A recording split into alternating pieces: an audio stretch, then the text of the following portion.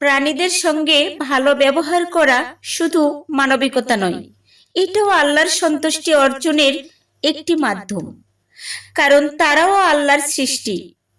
আমরা অনেক সময় কোনো প্রাণী খাবারের আশায় কাছে এলে বিরক্ত হয়ে তাকে তাড়িয়ে দিই, কখনো আবার রাগের বশে আঘাত করি। অথচ একটু থেমে ভাবুন, এই প্রাণীটিও তো ক্ষুধা, ভয় আর কষ্ট অনুভব করে। তার জীবনটাও আল্লাহর দেওয়া।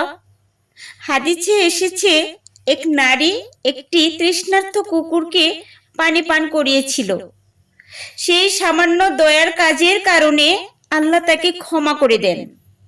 রাসূল সাল্লাল্লাহু আলাইহি ওয়াসাল্লাম আরো বলেছেন, একটি বিড়ালকেও আটকে রেখে খাবার পানি না দেওয়ার কারণে একজন নারী শাস্তির মুখোমুখি হয়েছিল।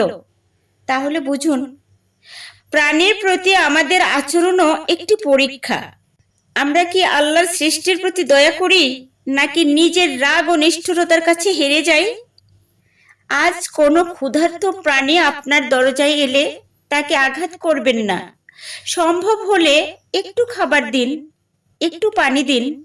হয়তো আপনার কাছে সেটা সামান্য, কিন্তু আল্লাহর কাছে সেই ছোট্ট দয়াটাই হয়ে যেতে পারে আপনার ক্ষমার কারণ। আল্লাহ আমাদের তার প্রতিটি সৃষ্টির প্রতি দয়ালু হওয়ার তৌফিক দান করুন। আমিন।